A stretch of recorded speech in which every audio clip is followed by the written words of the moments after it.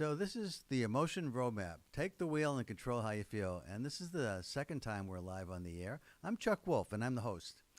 The show is about having people call in, and you can see if you're watching on the YouTube channel, you can see a number to call, and then a password or pin that you can type in afterwards, and then put the pound sign, and you can talk with me. Now, why might you call? If you haven't listened to the show before, and you don't know what the show is about, let me give you a little description. The show is designed to help people deal with emotionally challenging situations in their life. We don't get a lot of training in life in terms of how do we deal with anger, sadness, depression. Lots of negative feelings are challenging for us often to deal with. And sometimes those feelings are based on something internal where we're struggling with something just inside ourselves. But often it's something to do with someone else that we care about or we need to care about because we work with them and have to depend on them in some ways.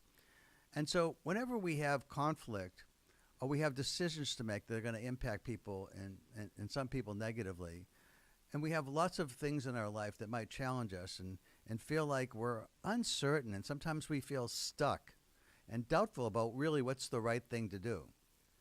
So I've spent a lot of my life in helping people trying to deal more effectively with emotions. From the time I was a school counselor to a family therapist to a leadership coach, and in the last several decades, I've become a specialist and a recognized expert in a field called emotional intelligence. And what we're learning from emotional intelligence is that emotions are actually more malleable than you might think. Most of us, if you're familiar with poker, you kind of have to play the cards you're dealt. You feel like whatever emotions you're feeling, you just have to deal with it. Well, what I found is sometimes emotions are perfect for what you're dealing with. Like if you're joyous and you're happy to be going to a wedding of a friend or somebody that you care about and you're feeling joyful, well, then, of course, the emotion's really appropriate, and there's nothing different you want to do about it. But what if you're feeling joyous about something in your life and you're at a wake or a funeral or you have to deal with something very sad at the same time you're feeling joyous? Well, that doesn't feel quite right. But what do you do with that? How do you manage that? Or what if you're very anxious and you've got a big presentation to make and you're really nervous and you want to feel calm, maybe even confident? Anxious isn't that helpful, not at that time. So how do you change your feelings? Or can you even change your feelings? So I've discovered several ways to change feelings. And it's based on the work that I've done for a long time with some of the leading pioneers and experts in emotional intelligence. And I'll mention them real quick, just so you know that if you know anything about emotional intelligence, you know there's several people that are out there.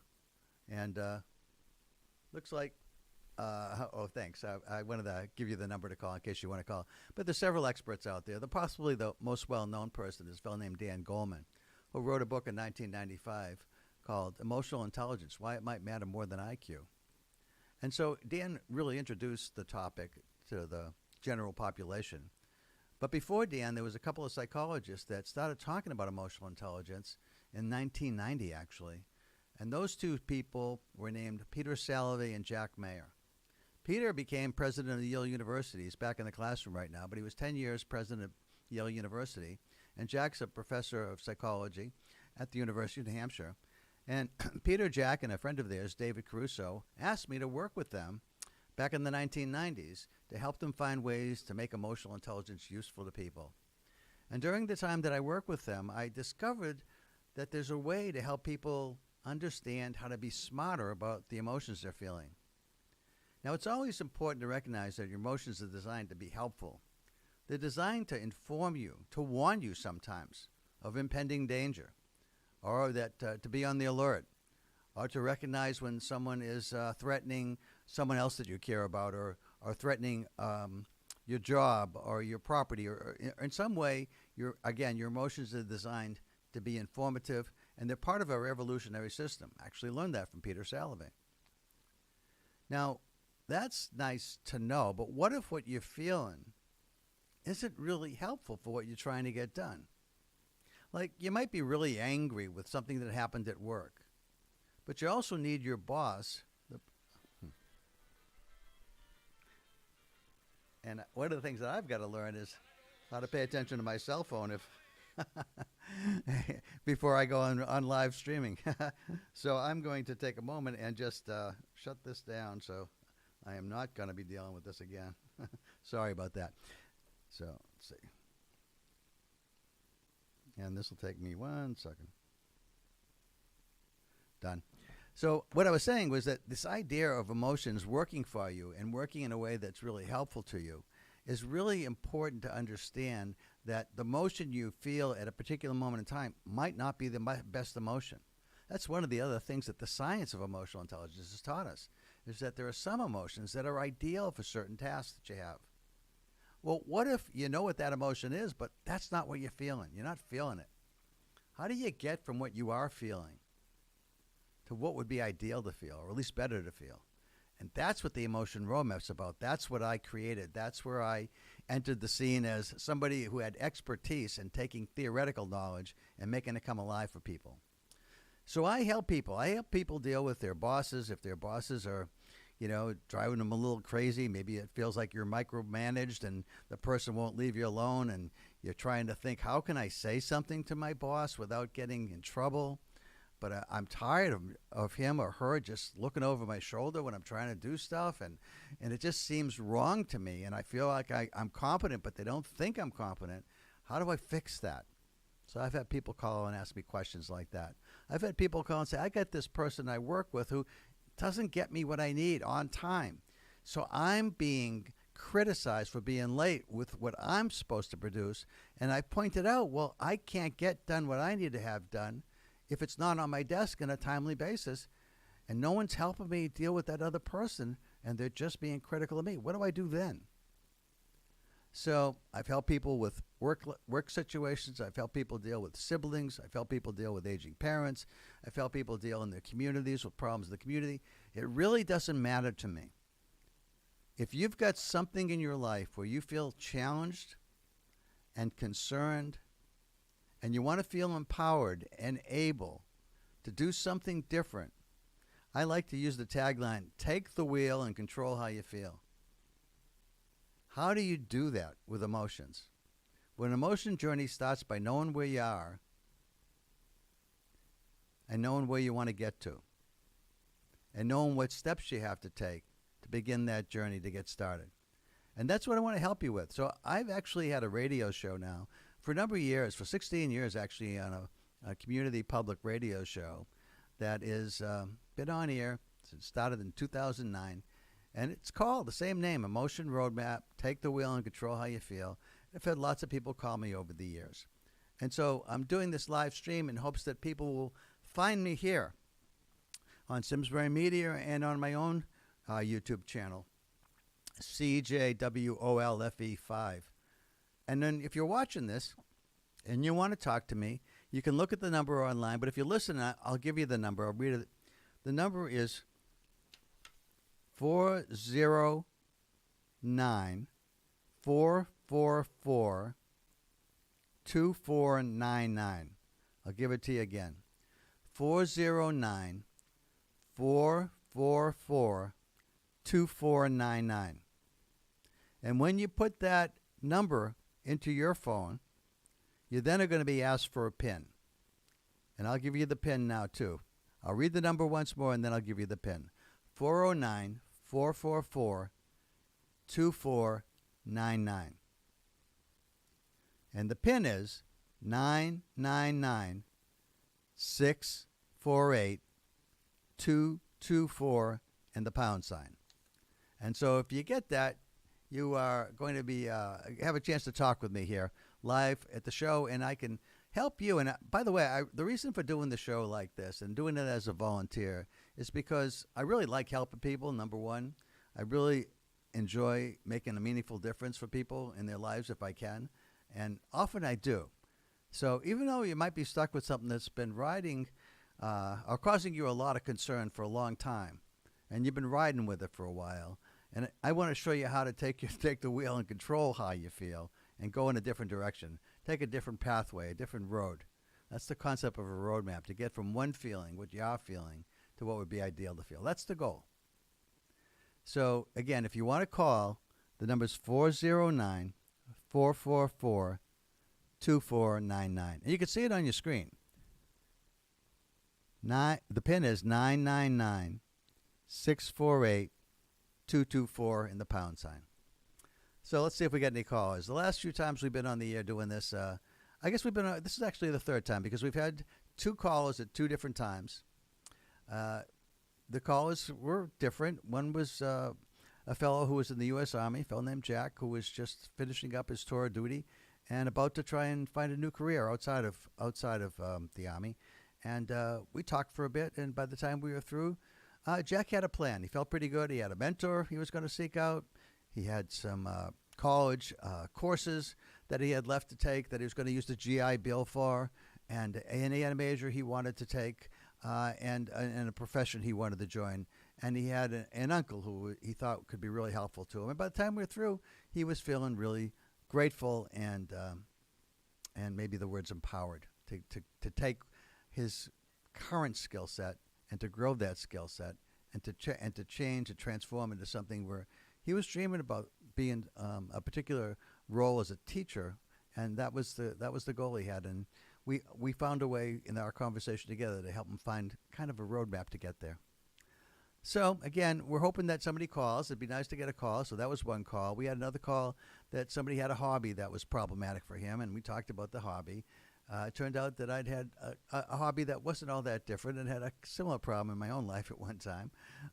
And anyway, by the time we were through, he realized that if he was promising his partner and the other people that were in his life that he was going to do something about this and make it a business, it was pretty clear that he couldn't just collect items. He would have to sell some of them to really be a legitimate business. So those are the calls that we've had so far on the live stream.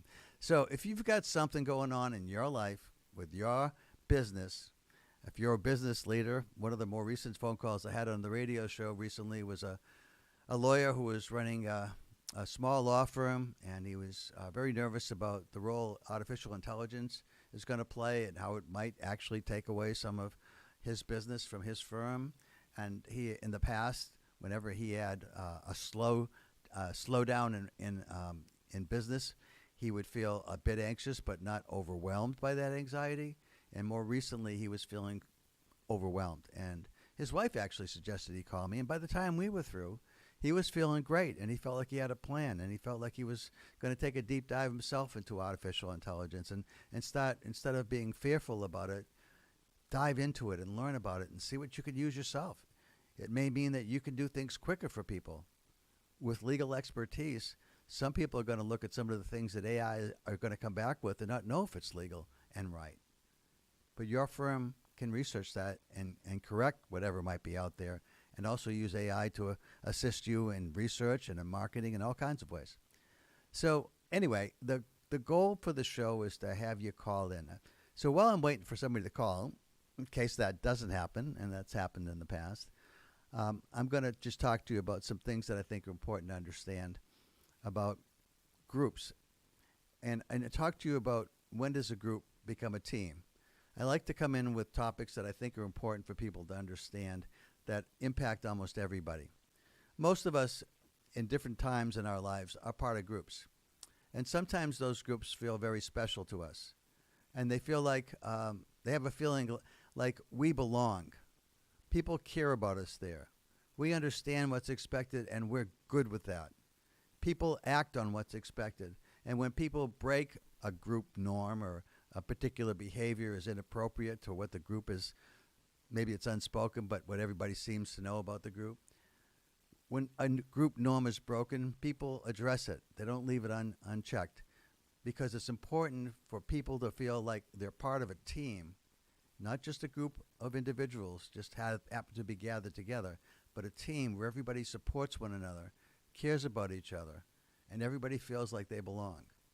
There's no discrimination based on anything, not race, religion, age, gender, none of that. Everybody just feels like they belong to this team. And it's a special feeling that gets created. But how do you do that? How does that really work? In one of the interviews I did recently, and for, again, my radio show, I did an interview with a woman named Vanessa Druskett. And Vanessa is someone who has just written a book called Team and Emotional Intelligence. She's also had an article published in Harvard Business Review, same title, Team and Emotional Intelligence. And she talks about how important it is for people to feel like they belong. Some of us are more introverted than others, and we think, well, I don't know if I really want to belong to anything, really. And yet, if you think about the times you have belonged, introvert or extrovert, doesn't matter. When you felt like you have belonged and you're part of something special, it feels special. It may not be something you sought out, but when it happened and you were part of it, you felt great. And you wondered if it's possible to ever feel that way again. It's interesting. I tend to be very interested in sports, and there's a particular situation when you're growing up as a young boy, becoming a man in Massachusetts. For many of us growing up, because that's where I grew up in Massachusetts, it feels almost like it's a religion to be a fan of the key major sports teams there. And I grew up at the time when the Boston Celtics couldn't lose a championship. I was alive when Bill Russell played 13 seasons for the Boston Celtics. And during that time, when he coached and when he was just a player, won 11 championships out of 13 seasons. It seemed like they almost couldn't lose. It was amazing. I also grew up loving the Boston Red Sox, which couldn't win a championship, but somehow they endeared themselves to the people of Massachusetts. And then, 2004, they actually won their first championship since 1918.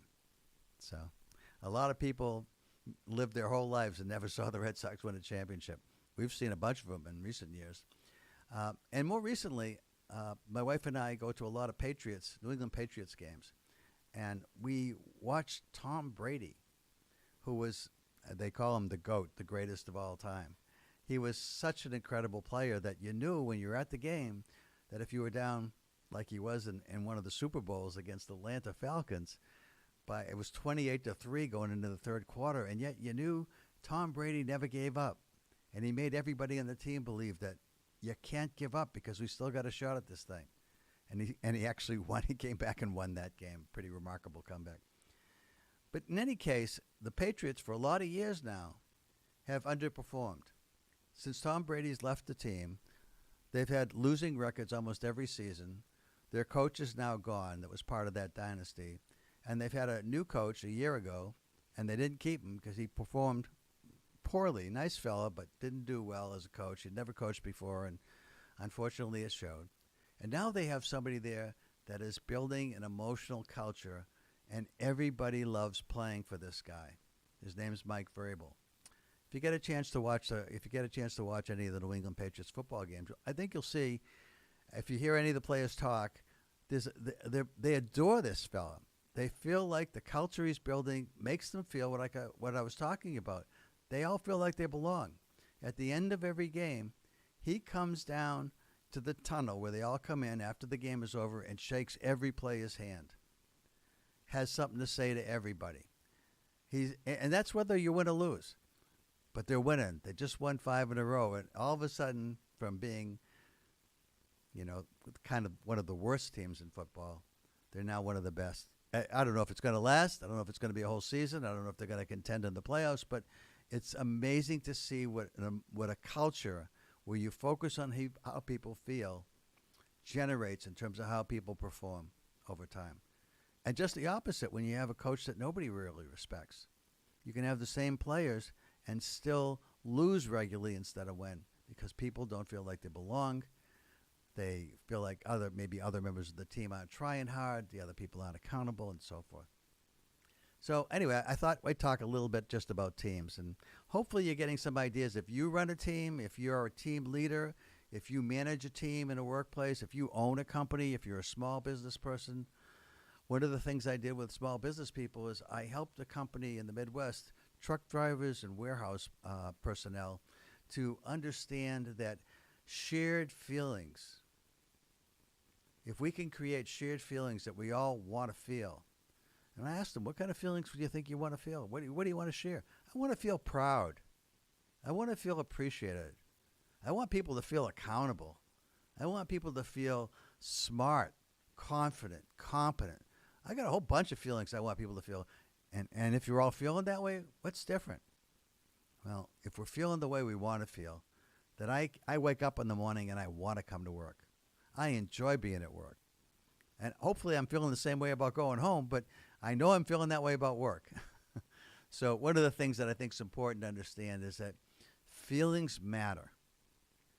And one of the things that was discovered with this idea of emotional intelligence is that we're all not the same in terms of how we manage feelings. Some of us are better than others, not because of attitude, but because of skills. And if you want some help with some of this, give me a call. Let me talk again and see if I can get anybody to call. So the number to call is 409 444 2499. 409 444 2499. What might you call about? Again, something going on in your workplace? Are you the team leader? Are you having a problem with somebody on the team?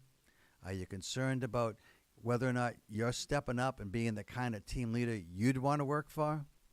Are you looking for some help along those lines? I've been a leadership coach for a lot of years. I've worked in a lot of wonderful places. I've done work for the military. I've worked at Harvard Business School. I've worked for small and family-owned businesses, all kinds of businesses. So we got a call. Hello? Hi, how you doing? My name is Cameron. I'm calling in. I saw the stream. It seemed interesting. I have a question for you. Okay, Cameron, I just want to make sure you understand you're being recorded. Yes, that is fine. Oh, okay, thanks, Cameron. Go ahead. What is your favorite film of all time and why? Favorite film of all time? Well, I probably have a few, but Field of Dreams is one of them. And the reason that I picked that one is because when I was growing up, one of the cherished moments in my life was when I was playing baseball as a young kid in Little League. I was really good, and my dad spent a lot of time with me there, and we won a few championships. And I have very special memories of my father and I having to do with baseball, and watching that movie Field of Dreams, and seeing Kevin Costner reunite with his father. And I also lived in Iowa, not far from where the Field of Dreams was actually built. Went back to see it one day. So anyway, that's my favorite film, and that's why. Or one of my favorites. That's cool. Right. Awesome. Okay. Anything else on your mind? No, not really. I just kind of wanted to ask that.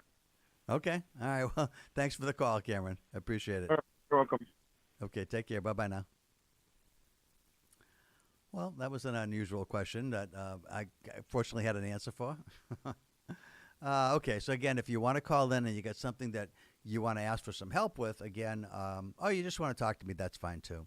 You want to know a little bit more about the show, you have some questions about what you might call in later about, or if you've been a part of how about this? If you've been part of a team before yourself and it was really special, what made it special? You don't have to call in and ask for help, but if you've got anything, because I did talk about teams today, if you've got something you'd like to call in and share, but what do you think makes a team special? And what are some problems that you've seen on teams that cause team members not to really want to perform at their best? One of the things I struggled with over time was I always had a really high internal standard. I never wanted my work to be sloppy. I always wanted to perform at a high level. And sometimes, though, when I felt like the person that I worked for really didn't appreciate me, I was really treating me unfairly in some way, or the organization wasn't really performing well, and they were making it hard for everybody to like being there. You know, sometimes companies, for instance, I did work internally for a number of companies over the years. I worked for Exxon before it was ExxonMobil. I worked for Hartford Insurance, and again, I worked for Harvard Business School, and I worked for some schools. But one of the things that I want to mention is that if you feel like your company only cares about making money and not about the people who work there that help to bring the money in, how hard do you really want to work? Some people I know just want to fly under the radar. They just don't want anybody to notice them. They're going to do what they have to do so that they're not a problem, but they're not doing anything extra. There's a group called Gallup. It's an organization. They survey companies all over the world, and they look at engagement. And they think of engagement as emotional commitment. And they think they actually show research that says the higher the levels of emotional commitment that you have, the higher you go, the better you are in terms of productivity and if you're a for-profit company, profitability. But even if you're a nonprofit, people perform at their highest levels when they feel like they're fully engaged, they're fully committed, because they feel like the people around them are important and they care about them because they feel cared about too. They feel the organization's doing the right things for the right reasons. They're not just working to make the most money they can. Like, I'm a huge fan of capitalism. I really believe in capitalism. I think it gives people chances to be more than they start out at. I know for myself, I was a working class kid when I first started out, and I had lots of wonderful opportunities, in part because we live in a society where everybody gets a shot. And I think capitalism is great, but I think it gets corrupted by greed and power. I think the problem with capitalism isn't capitalism itself. It's sometimes people at the very top get very greedy, and it becomes, at some point you don't need more, but it's almost like a game people play, like, I want more than the person next to me is getting. Why? What do you need it for? How much is too much? How much do you need to be just okay? So I think I love capitalism, but I also am. I know that capitalism can be corrupted by greed and sometimes power too. But I still love the opportunity that capitalism provides. So anyway, if you've got something about teams that you think's important to share, that you think you've had a part in being a part of a very special team. By the way, it doesn't have to be a sports team. It could be a group, a band. It could be a chorus. It could be, a production company. It could be anything, really, some kind of club that you're a part of. But if you've got something where you felt special, what made it that way? And give me a call and talk about that if you like. Again, the number is 409-444-2499. And by the way, if you're someone who's enjoying listening, tell other people about the show. We're trying to raise the level of viewership, if you will. And so we're trying to encourage people to tune in while it's live. You can watch this later because it's all filmed and it's going to be posted on my channel and also on the channel at Simsbury Media. So when it's posted, you can look at it then. But if you're here at live, then you get a chance to talk to me. And I'm hoping more and more people find it comfortable and not afraid to call in. I know it's challenging sometimes to hear your voice on the air, especially if you got something you want some help with. But in this case, I'm just asking you to talk about teams, if you will, if you've got anything you'd like to share. And again, the number is 409-444-2499. And the PIN is 999-648-224 and the pound sign. So we'll see if we get another caller. We got one call each session. And this one was about what's my favorite movie. But, actually it's a nice memory. I don't know if you have a favorite movie too, but, when you start thinking about what do you like and why, it often brings up nice memories. At least for me it does. And perhaps it does for you as well. So I've talked a bit about teams. Let me talk a little bit about leadership, because I think leadership's another major focal point for all the people that I know and work with in the field of emotional intelligence. One of the things that I know about leadership that is a leader, not just a manager, but a leader, someone who runs an organization or a division or a large part of a company. Those people often are the people who have the vision for what we can be or what we are or what we could become. And so in terms of leadership, I think you want your company and you want the people that work inside your company, you want everyone and everything to be the best possible version of the organization or of yourself. And what does that mean? When you think about you and you think about how you show up in life, are you always the best possible version of you? Are there times when you feel like you slip or you look back over the course of the day and you say, man, I wish I didn't say that, or I went along with those people or the people I'm hanging out with, and the stories we told, and we talked about other people, and I'm really uncomfortable with what I just did, but at the time I felt like it was kind of fun and seemed like it was important to belong, and so I just did some stuff I'm not feeling proud of right now. How do you make sure that you keep showing up as the best possible version of you? And I don't mean to be perfect. None of us are perfect, but we can keep trying to be. We can keep trying to be the best version of ourselves. We'll stumble over time, and if we do need to clean something up, one of the ways I think that people are the best versions of themselves is that they're not afraid to clean something up. They're not afraid to say, hey, I made a mistake here. This was about me, and I'm sorry. I shouldn't have done that. And I feel bad that I did that, and I hope you'll forgive me. Saying I'm sorry is good, but it's not the same as saying, will you forgive me? Because when I say I'm sorry, I think I'm done. When I say, will you forgive me, I know we're not done until you say yes or no. So if you'll forgive me, and I know that I've cleaned this up, I'm good. If I say I'm sorry, I just think I'm good, but maybe I am, maybe I'm not. At least as far as how you might feel if I did something injurious to you. So it's a kind of thing that I think as leaders, I have a good friend that's a really great leader. He's somebody I got the chance to work with. I've gotten to know some wonderful leaders in life. He was someone who was at the very pinnacle. He was managing property in Las Vegas, where it was a convention center and a very large hotel complex, and 10,000 people ultimately reported to this person. And he was someone who truly believed that people were his greatest value. Now, a lot of companies and a lot of leaders will say that, but do they act that out? Do they really step up and make the case that when somebody really needs them to be in their corner, they'll do that? I remember him talking one time to a very big customer who was bringing in several thousand people to the convention center, and he was explaining to the to the person who was managing that convention group. He said, I just want you to understand, I value greatly our relationship and our experience, but even more important to me is my relationship with the people that work for me. They were just having a conversation. I happened to be in the room when that was happening. And the person looked at me and said, okay, why do you say that? He said, because you know what's going to happen? When you bring your people here, their experience, their total experience is dependent on the people that work for me. This isn't about you and me. It's about the people you bring here, and the experience they have is dependent on the people that work here.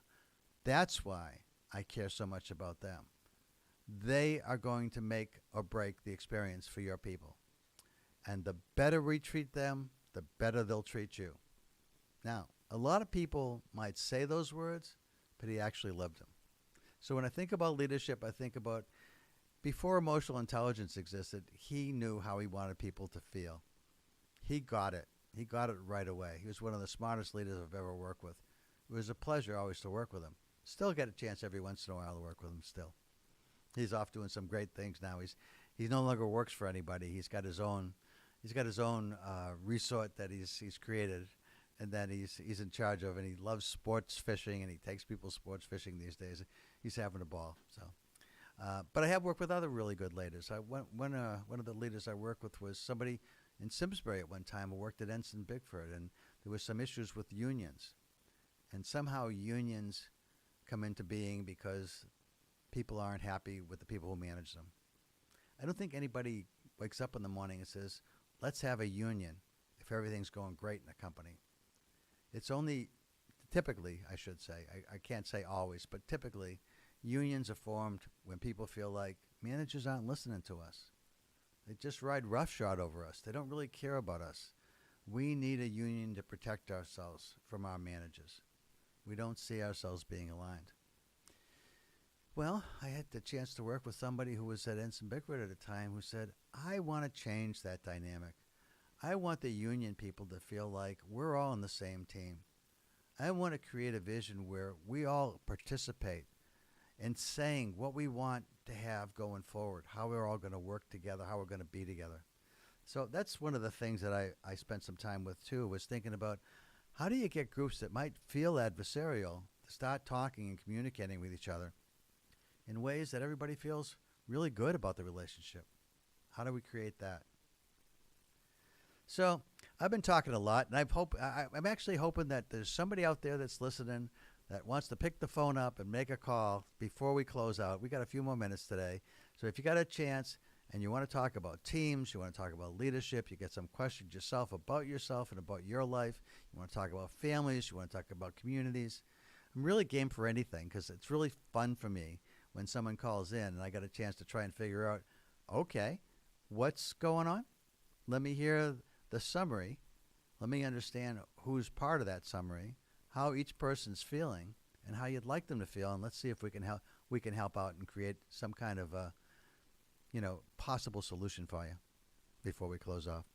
So I'll give you another chance to call in. The number's 409-444-2499. The PIN is 999 648 224 and the pound sign. And I'll do it once more. But again, teams, families, communities, you got something that you think you want to talk to me about, give me a call while I still got a few minutes to talk with you. And I'm happy to kind of walk you through the questions I ask, which is, how are you and anyone that's key feeling about what's going on? How would you like you to feel? And how would you like them to feel? What would be ideal for you and for them to feel? And how can we get you there? And of the things we talk about, is there a strategy that actually will work for you? Something that will actually help you to get from what you are feeling to what you'd like to feel? That's what I'd like to help with. So let me see if I can get you to call 409 444 2499. Now, Neil Young has a great song. It has a line that says, it might have been. Don't go away saying it might have been. You could have called. I'll be on in a couple of weeks. And you could have called and you could have asked and you might have got some help. But the show's going to be over soon. So if you didn't call and you didn't ask and you didn't get some help, you're still going to be dealing with it yourself. One of the reasons I like helping people live like this or on the phone or on the radio show is because what I find is it's really helpful for people to understand this idea of an emotion roadmap is really powerful. And if I can help you, I'm helping everybody that's listening and watching. So if you call and I help you, you're helping others too. It isn't just being selfish and getting help just for you. Your willingness to call in and talk about something that you'd like some help with, that actually works to help everybody that's listening and watching. So one more time, 409-444-2499. And the PIN is 999-648-224 and the pound sign. And that's my last request. At this point, I'm going to talk a little bit more, and then we'll sign off in a little bit. So, again, if you want to call, please do. Again, I'm Chuck Wolf. The show's The Emotion Roadmap. Take the wheel and control how you feel. And if you have something you've heard that you'd like to talk about, whether it's asking for help for yourself or just something about teams or leaders or families, let me know. In the meantime, I'll tell you one more thing. I'll talk a little bit about families because that's the other major topic that I often land up talking about when people do call in. Families are great a lot of the time. They're fun to be with. You grow up with your brothers and sisters, if you have them, if you're lucky enough. Hopefully you have a loving family that you're part of. Not everybody's lucky enough to have that. But oftentimes family members are also needy. Something happens to somebody in the family, and they can't fully function the way that they have been functioning. And they're now in dire need of some support and some help. And one of the things that makes a family feel like a loving family is when people start to figure out how to network and be there for your loved one. Lots of times people say, I love you, I adore you, I appreciate you, I value you, I care about you. And then the moment of truth shows up where they need some help. Are you there for them? Can you be there for them? Will you be there for them? Are they there for you? Have they been there for you? Will they be there for you? One of the things I'm working on these days, several things. This emotion roadmap that I've been working with since the 1990s, I've literally helped thousands of people in all kinds of venues and walks of life. And one of the things that I'm really specialized doing some specialized work in right now is with a Yale faculty member who is working with me to help with a concept of caregiving or caretaking.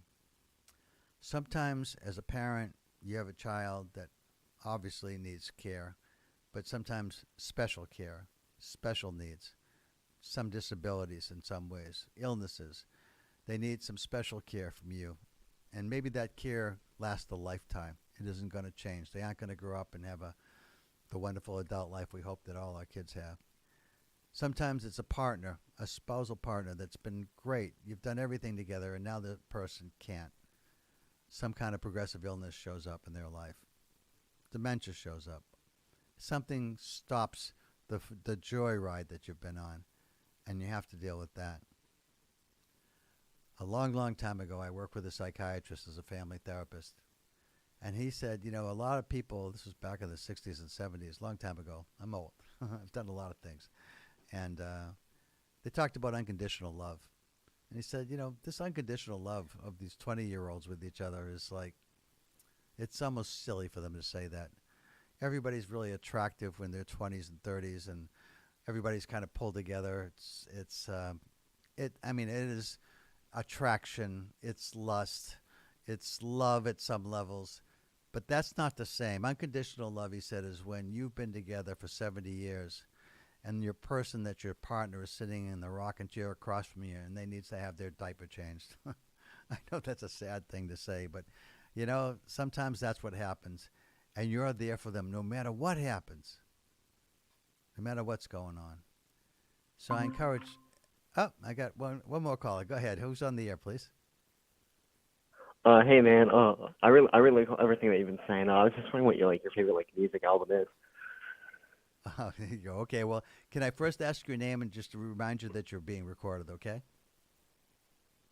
Yeah, my name's Jim. Yeah, I'm sorry. I know I'm being recorded. Was it Jim? Is that what you said? Yeah, it's Jim. Okay, and what did you ask me about my favorite album? Yeah, what's your favorite music album? Well, there's several. One of the ones I liked a lot, I guess, was for a long time, and I still enjoy today, is Sgt. Pepper's Lonely Hearts Club Band. That was one of my favorites from a long time ago. If I'd like something more recent, Willie Nelson's had several great albums the last few years. I'm a big country fan, and my cameraman today was named for Waylon, so.